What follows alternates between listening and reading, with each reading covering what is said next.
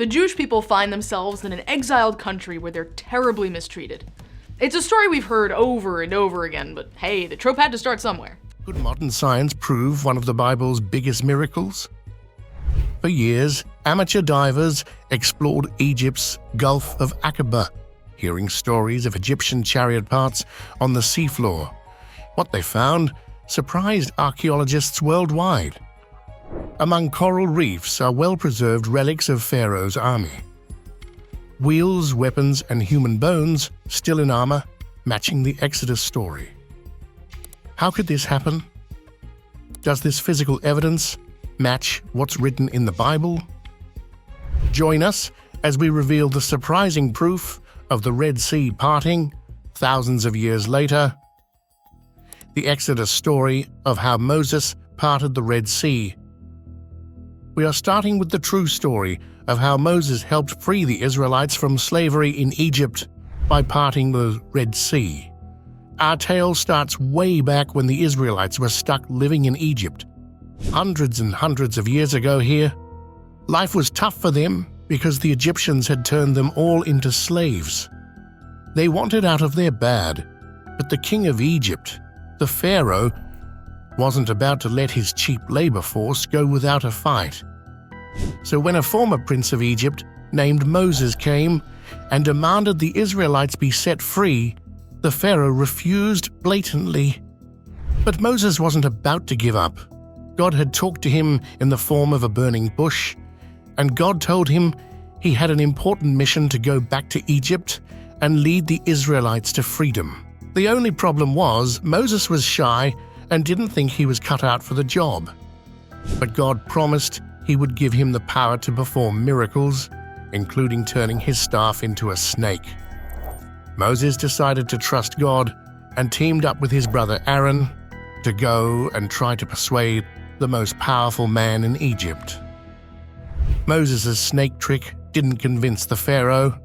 He had his own sorcerers, who could also morph staffs into serpents, and called Moses a bluff. Things got really intense when God supplied Moses and Aaron with some seriously vicious plagues to unleash on Egypt: bloody rivers, locust swarms, painful skin rashes, and storms of fiery hail. The Pharaoh still wouldn't budge. That man had a heart of stone. So for the grand finale, God told Moses he was bringing a last plague that was sure to change the Pharaoh's mind. He told Moses to warn all the Israelites to smear lamb's blood over their doors, so God would pass over their houses. That night, the plague struck. Every firstborn son died all over Egypt, except in the homes marked with blood. You could hear the screams and wailing all through the land. It was a nightmare. The next morning, the Pharaoh felt sick with grief and told Moses to take the Israelites far away immediately. The Israelites rejoiced and praised God for releasing them from slavery at last. There was only one problem. Egypt is surrounded by huge deserts, so the only way was through the Red Sea. When the Israelites got there, they looked out and saw nothing but water on the horizon.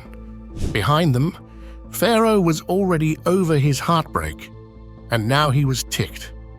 He readied his entire army with horses and chariots to chase them down and capture them back. The Israelites were scared out of their minds. Trapped between Pharaoh's raging army and the Red Sea, things were looking grim. They cried out to Moses, "What will they do now? Get slaughtered by soldiers or drown?" But Moses said, "Fear not, my people." He assured them that God had things under control. God told Moses to raise his shepherd's staff over the sea. Moses trusted him and did it. Then Moses stretched his hands towards the water. Suddenly, a huge gale wind started to blow, and the sea in front of them split apart. The ground beneath turned dry, with walls of water rising on each side. It was a legit miracle. The Israelites couldn't believe their eyes. Quickly, Moses told everyone to hurry across the dry pathway of the sea before the Egyptians caught up to them. They grabbed their kids and all their belongings and ran across as fast as their legs could carry them. Meanwhile, in the Egyptian war camp, the alarm horns blasted urgently. The Pharaoh and his men saw the crazy scene unfolding by the shore. They stood slack-jawed in disbelief. "What sort of magic trick was this?" they exclaimed. Pharaoh shook off his shock and went into battle mode.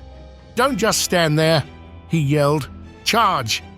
Not willing to let his Israelite workforce escape after all the plagues they had endured, he commanded his best charioteers to pursue them into the sea. The thundering hooves of horses shook the beach as the soldiers raced forward. Just when the last Israelites made it to dry ground on the other side, God told Moses to raise his staff over the water again. When Moses lifted his staff, the walls of water on either side of the pathway roared and came crashing back down. The current swirled violently, sweeping away Pharaoh's screaming soldiers like rag dolls and smashing chariots like twigs. Not a single Egyptian warrior survived the Red Sea. The seafloor was littered with wrecked wood, floating armor, and soldier corpses for miles. It was a horrific defeat. Meanwhile, the Israelites marched onwards to freedom and a new life. They partied hard on the shore that day, singing and dancing in joy because the God of Moses was mightier than Egypt and its false god-kings. From that day on, they trusted in Moses whenever times got tough in the wilderness. And Moses trusted God every step of the way, from the burning bush to the Red Sea miracle. His faith made all the difference in setting the people free. This mind-blowing true story has been passed down for ages to show us that with God's help, the underdogs can win against unbeatable odds. Just like Moses sticking up to the most powerful ruler on earth, and God wrecking shop on Egypt with the plagues and Red Sea hurricane. When divers exploring the seafloor near Nueva Beach find unusual coral formations and debris fields resembling ancient ruins, excitement grows over whether this unassuming shoreline hides submerged secrets of the dramatic Red Sea crossing from the Exodus saga. Stay tuned. Searching for evidence of the Red Sea crossing in the Gulf of Aqaba. For over 20 years, divers and explorers from Europe, America, and the Middle East have been fascinated by clues potentially linking the Gulf of Aqaba to the famous biblical account of the Red Sea crossing. The area of interest lies along the coastline south of Eilat, Israel, centered around a beach known as Nueva. Could this unassuming stretch of shoreline be the location where millions of Israelites fled Egypt under Moses' leadership, the very spot where the waters miraculously parted so they could escape to freedom? Intrigued by that tantalizing possibility, researchers have focused their attention on Nueva, seeking telltale signs of Pharaoh's army lying drowned on the seafloor after pursuing the Israelites and getting swallowed up by the sea. Specifically, they have searched for remnants of the 600 chariots described in Exodus as being destroyed that fateful day. By studying Egyptian inscriptions and examining chariots retrieved from ancient tombs, archaeologists have uncovered many clues about how these vehicles of war were constructed. This has aided the divers in knowing what to look for during their painstaking examinations of the substrata near Nueva Beach. One man who was captivated early on by the potential Nueva connection to the Exodus account was Leonard Muller, an analytic chemist turned biblical investigator from Sweden. After analyzing various ancient texts and maps, Muller became convinced long ago that the Aqaba coast was the most logical location for the Israelites' escape route across the Red Sea, but it was reported by other divers in 1997 that prompted him to see for himself what strange formations might lie off Nueva's shoreline. During preliminary dives, Muller immediately grasped the daunting challenges this underwater terrain would pose for for finding definitive answers, despite tantalizing clues scattered here and there across the seascape. The prolific coral growth enveloping much of the sea bottom could easily disguise man-made objects resting there for centuries. Coral, by its very nature, tends to wrap odd-shaped items in layer upon wavy layer of thick biomass over time, eventually obscuring the original form hidden inside.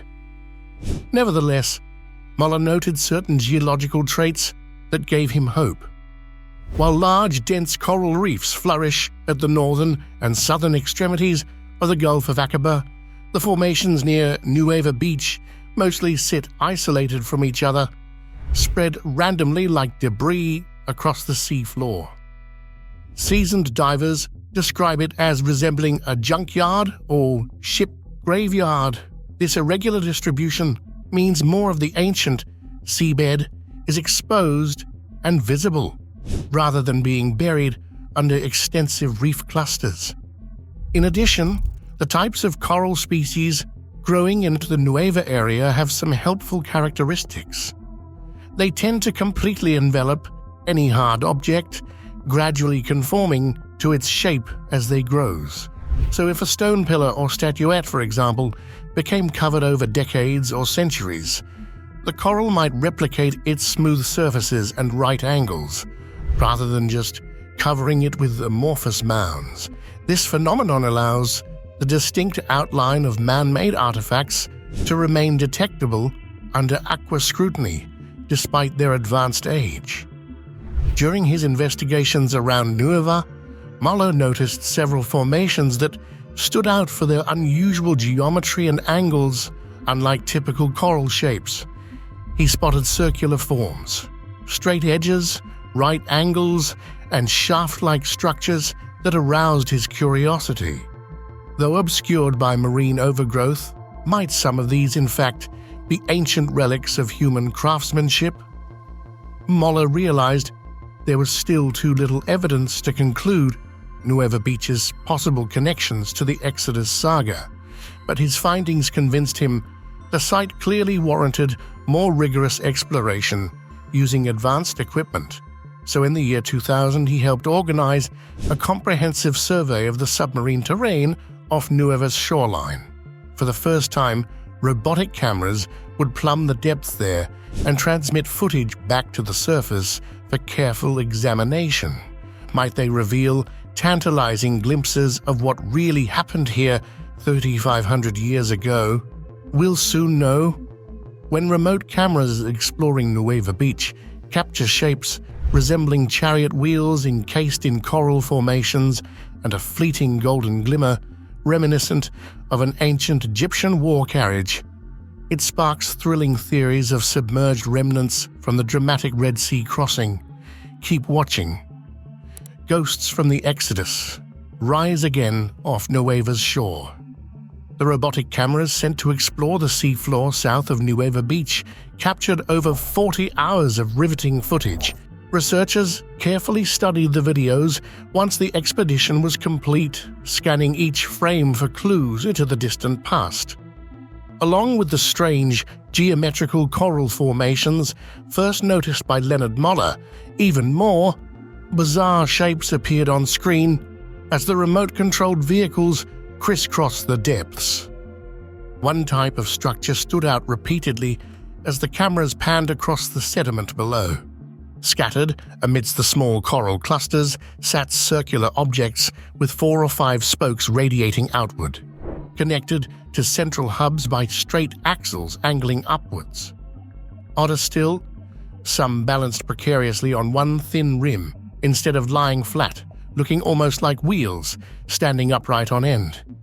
Could these be the remains of ancient chariot wheels, now encased in coral after centuries of marine accretion? If so, how did they arrive in these precise positions and groupings on the otherwise flat sandy bottom?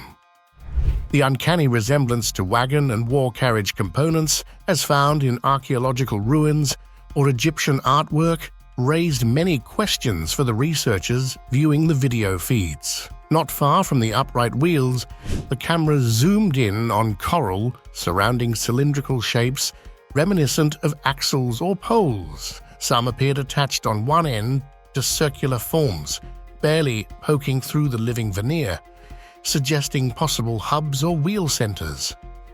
Straight edges, right angles, and 4 to 6 spoke designs kept re-emerging on scattered coral mounds of similar sizes.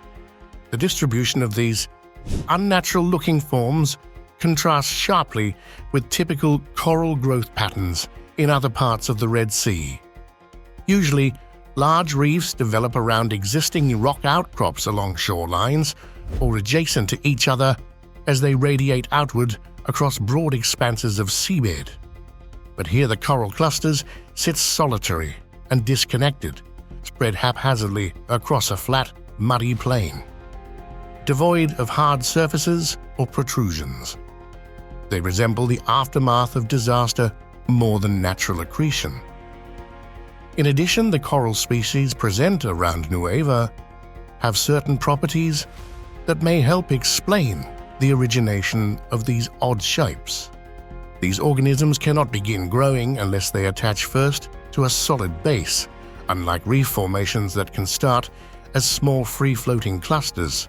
So a wooden beam, stone tablet, or metallic object provides the necessary anchor for initial coral expansion in the Nueva area.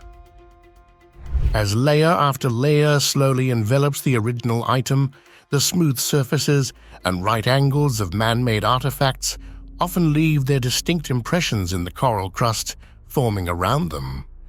Even as the inner material degrades over time, the solid exterior continues growing like a mold, faithfully copying the geometric forms and hard edges of the structure inside. This may account for circular and spoke-like shapes emerging as the robotic cameras passed by. One other, telling characteristic of this Nueva coral that remains visible on camera is the presence of thick calcium carbonate secretions coating parts of their exterior, almost like white plaster. As coral all along the Aqaba coast grows outward to compensate for rising water levels, increased alkalinity from rampant algae induces excess calcium production. This manifests as heavy white accretion on external surfaces facing upwards, hints of the orientation these objects originally took on the seabed. Sure enough, many of the spokes and circles filmed by the robotic vehicles display this thick white calcium on their top sides only, confirming they became encrusted while positioned as they lay during initial coral expansion. This strongly hints at human design and arrangement preceding subsequent marine overgrowth. One last remarkable find highlighted the true foreign nature of these submerged shapes off Nueva's shoreline. Among the hundreds of coral formations scrutinized by remote cameras, one stood apart for its dazzling golden hue visible underneath the crusted white film. The delicate wood skeleton of a wagon wheel lay partially exposed near smaller coral clusters, its original grain and circular form still intact. Apparently, the natural resin in the ancient timber had helped preserve its structure while resisting corrosion for centuries. But what stunned researchers most was the luminous gold veneer covering half the weathered wheel, revealed briefly when lights passed over it. Could this have been part of a pharaoh's grand war chariot from antiquity, still bearing thin sheets of gold decoration along its now fragmented remnants? Its sudden gleam across monitors left a lasting impression on the expedition team. The alluring vision embodying both fortune and calamity fading back into darkness perfectly symbolized the mystery of Nueva Beach itself. What other revelations or riches might remain concealed beneath the waves here? For now, only tantalizing hints of the site's pivotal role in humanity's ancient past have emerged with the tides. But compelling evidence may yet wash ashore to illuminate mysteries hidden for ages along this obscure stretch of African coastline. When explorers find Egyptian chariot parts, human bones and armor, and drowned warhorse skeletons on the Gulf of Aqaba seafloor, precisely where scripture places the dramatic Red Sea crossing, it sparked validating theories of the Exodus saga's historical substance. Follow us through to the most juicy part of the story. Chariot wheels and horse bones discovered in the Red Sea. Ron Wyatt, another seasoned explorer also obsessed with the concept of the Exodus, reasoned that if this were truly the site of the Red Sea Exodus, there could be evidence remaining in the waters, even thousands of years later. What he was about to find would turn out to be remarkable confirmation. As Wyatt began investigating the seafloor off the coast of Nuiba Beach, one of the first things he came across was a beautiful gold-plated chariot wheel. Though fragile after millennia underwater, its finely decorated craftsmanship was still clearly visible. This discovery immediately indicated that Wyatt was searching in the right location, as Egyptian chariot wheels would only be found at the site of the historical Red Sea crossing. In subsequent dives over the next few years, Wyatt and his two sons, Danny and Ronnie, found numerous additional man-made artifacts consistent with ancient Egyptian chariots. Chariot cabins, wheels, and battle implements like swords and spears lay scattered across the sea floor. Many of the artifacts were covered in coral growths. The coral had attached to the wooden remains over the past 3,500 years, remarkably preserving their shapes so the original function could still be recognized. The discovered wheels numbered in the dozens, with some featuring 4 spokes and others 6 or 8 spokes. The variety matched up precisely with the standardized chariot wheels used during the 18th dynasty of Egypt, verifying the timing of the Exodus event during the rule of Pharaoh. The state of preservation was such that tread marks of the wheels could even be discerned in some places. Based on the sheer amount of wreckage strewn across the underwater area large enough to accommodate a mighty army, Wyatt concluded this was physical evidence of the drowning of Pharaoh's massive mounted military force. Estimates place the number of Egyptian soldiers and horse-drawn chariots pursuing the fleeing Israelites at around 250,000 men. As the biblical account describes, the full destructive power of the collapsing Red Sea walls was unleashed on the Egyptian army as they followed Moses' people across the temporarily dry sea floor. To confirm that these artifacts stemmed from the period of the Exodus, Wyatt brought a particularly significant find to Cairo. It was the hub of a wheel with remains of 8 spokes radiating outward that had survived intact. Mr. Nasif Mohammed Hassan, the director of antiquities in Cairo at the time, immediately recognized this artifact as an 8-spoked wheel, dating from the 18th dynasty. This matched the Exodus chronology, as it was only during this period that chariots with 8 spokes were utilized in Egypt. So this long-lost Egyptian chariot piece had ended up on the distant shores of modern-day Saudi Arabia, just as recorded in scripture.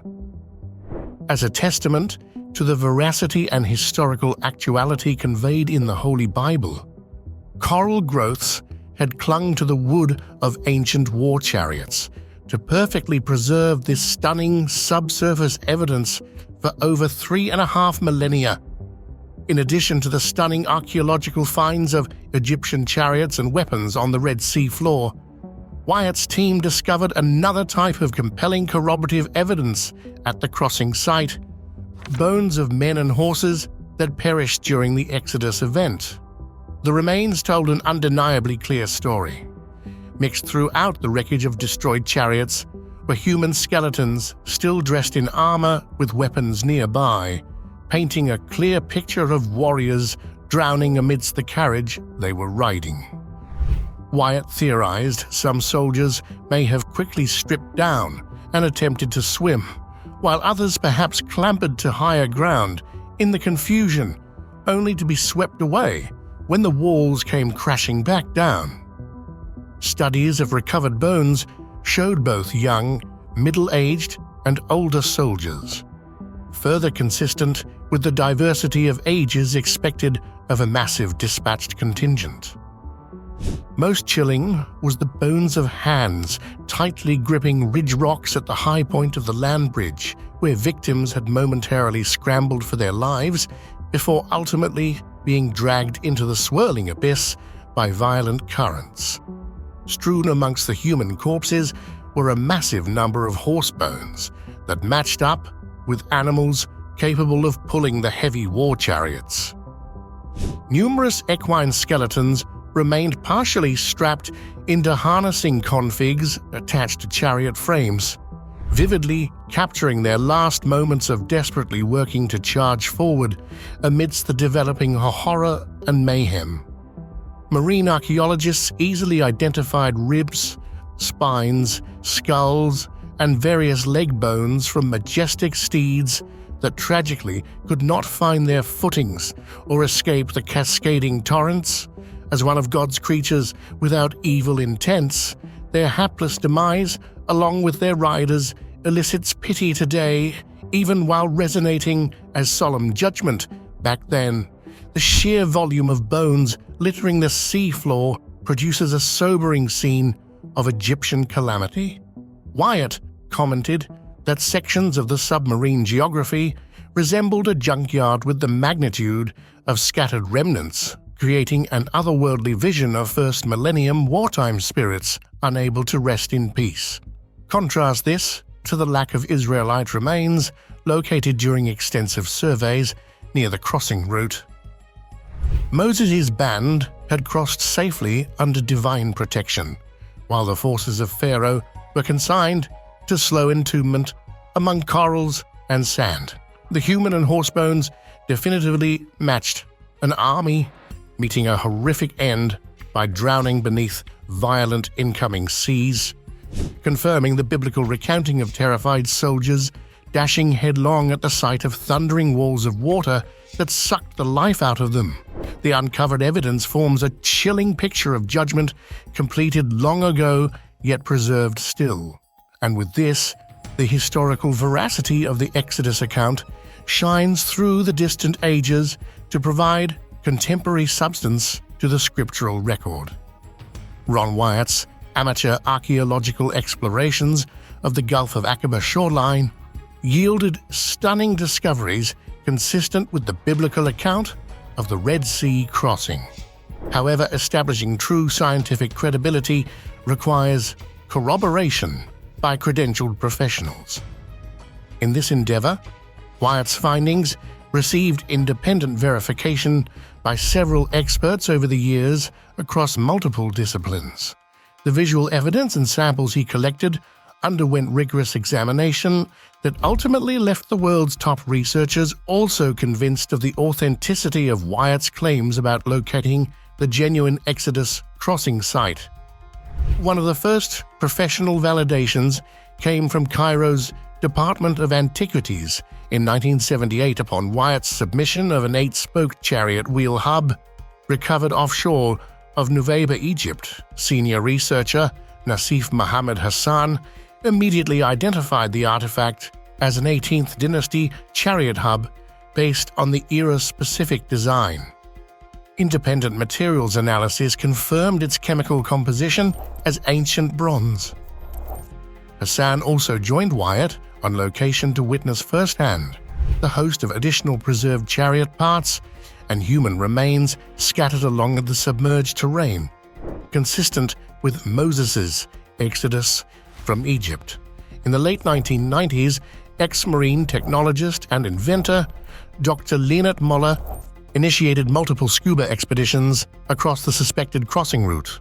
Employing advanced deep-sea photography and sonar scanning equipment, Dr. Moller personally observed, photographed, and mapped chariot parts, bones, rock formations, and land bridge evidence in precise locations pinpointed by Ron Wyatt years prior.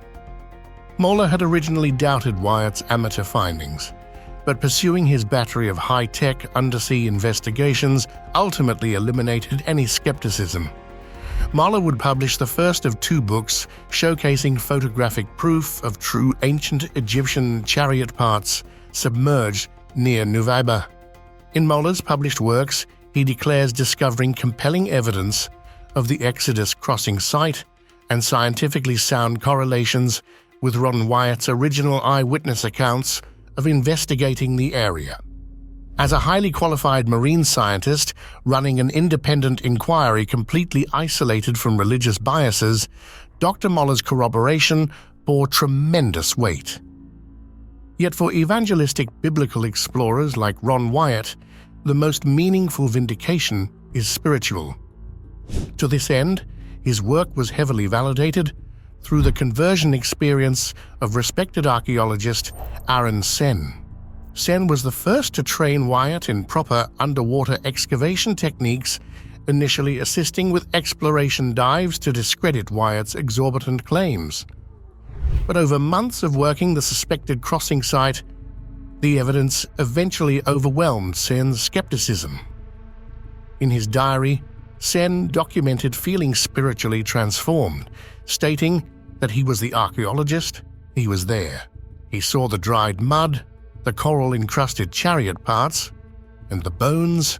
He believes God brought him there to see these things. Among the corrections community, Wyatt also received notable endorsements. Respected geophysicist Dr. Eugene Shumilov dedicated 6 scientific papers to vindicating Wyatt's claims regarding various discoveries. Regarding crossing site evidence available for examination in our modern age, Dr. Shumilov proclaimed that this space photo and close-up images are documents of reality. It is impossible to falsify all these photos and materials. We have very rich data to confirm the veracity of all Wyatt's data. Ultimately, Ron Wyatt's amateur explorations gained substantial credibility through extensive professional validation. Archaeologists, material scientists, and marine technologists independently confirmed Wyatt's findings over decades of research in various fields. The evidence, supported by the laws governing corrosion rates and microbial accumulations, aligns with the chronology of the Exodus. Both spiritual enlightenment and detached analysis affirm the authenticity of God's workings. The numerous remarkable discoveries made by Ron Wyatt, later verified by independent archaeologists and scientists, offer compelling evidence for the historical accuracy of the biblical Exodus. By exploring and studying remains found on the Gulf of Aqaba seafloor, researchers have uncovered footprints and remnants directly linked to the monumental event. Certainly the saga of the Red Sea crossing allows for only one prevailing explanation: that the Creator of heaven orchestrated events on the ground to protect and redeem a people dear to his heart. The meticulously arranged land bridge, impeccably timed events, alignment with Scripture, and fulfillment of prophecy all indicate a deeply personal and purposeful intervention at this specific moment in time and place. It's not merely a hopeful myth, but a tangible manifestation of the ancient book's reliable account. Like this video and subscribe for more exciting videos. Also, drop your thoughts in the comments below.